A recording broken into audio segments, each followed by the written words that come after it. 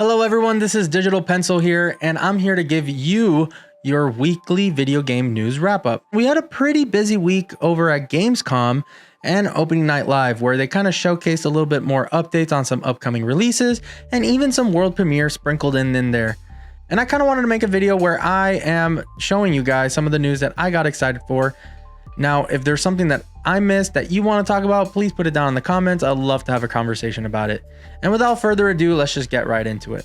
For me, the news that stole the show was actually LEGO Batman Legacy of the Dark Knight. It revealed an open world action adventure LEGO title game, blending the iconic moments from Batman's cinematic legacy, featuring Arkham-style combat and local co-op, and even Matt Berry voicing Bane.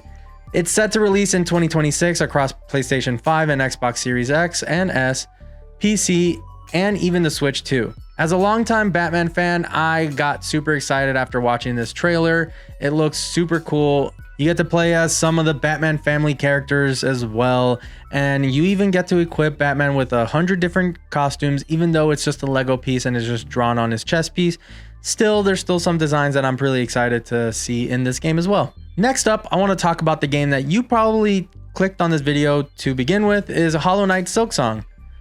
This is the moment that fans have been waiting for years. Hollow Knight Silksong now finally has an official release date of September 4th, and it looks like Team Cherry is putting all of their resources to making this game as great as it can be. The trailer showcased Hornet, one of the original bosses from the original Hollow Knight, with over 200 enemies, 40 bosses, trinkets, and crafting mechanics, and much more. Plus mention of ambitious post-launch DLC after the game gets released, so we're going to be seeing a lot more Hollow Knight in the future. Now, we have been waiting for the game for quite a while, but you know, it's Silksong. It's the most anticipated indie game of all time, and Team Cherry, the team behind it, put in a lot of effort into every nook and cranny of this game. Originally, this game was supposed to be DLC for the original Hollow Knight, but they kind of got carried away with the kind of updates and mechanics that they wanted to implement into that DLC that it just became its own game. And man, the wait is gonna be worth it. Again, that game is coming out September 4th. And next up, my horror fans out there, please brace yourself. We got some new information on Resident Evil Requiem.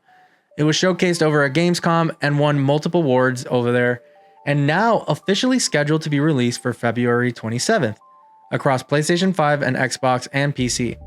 The trailer footage hinted at features like adaptive enemy AI, stealth improvements, cooperative partner mechanics, and enriched puzzles that make the game famous. A definite upgrade from previous titles, and all of the Resident Evil news doesn't even stop there.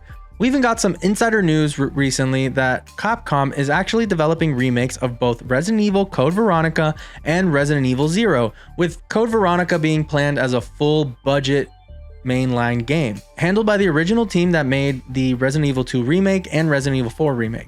Now, the release date for these games doesn't look like to be until 2027, maybe 2028, and we also don't even know which of the two games is going to be released first, but the good news is that we're going to be getting a lot more Resident Evil games in the future.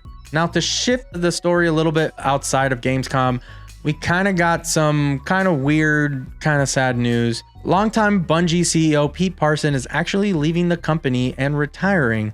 A move met with mixed reactions from the community. One comment noted that it's about 10 years too late, but good news is good news. And this comes from right after Bungie just laid off a ton of their employees. Around 70% of their staff was actually cut. Meanwhile, Sony's actually putting more of a grip into Bungie ever since their merger, and they're accelerating their integration into Sony's ecosystem. The studio is transitioning into PlayStation Studios, with independence getting lighter. The upcoming game Marathon is also expected to be released in April 2026, but again, since Pearson leaving, I'm not sure where that game's going to be. It would be nice to get more information on a new Destiny game. I know my Destiny fans out there have been kind of disappointed by that series as of late, but only time can tell where Sony's going to be taking this entire studio in the future. So yeah, again, this has been a pretty busy week in the world of video games. Gamescom brought us big reveals like LEGO Batman and Silksong being confirmed for 2025. We even got official news that Resident Evil Requiem is coming out in February 2026, plus remakes of both Code Veronica and Zero. And man, that Bungie news just feels very sad. As a longtime Bungie fan, the studio is just kind of not going to be where it used to be. But overall, that kind of wraps up my video for today. Let me know what you think. Are you guys excited for any of the games that I mentioned? Or is there something that I didn't mention that you want to put it down in the comments?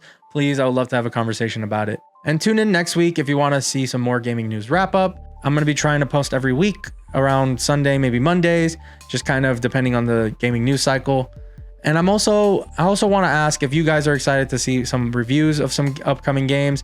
There's a ton of games coming out in the next couple months. Actually, the next 10 weeks look kind of busy, with Silksong kind of throwing a wrench into everything as well.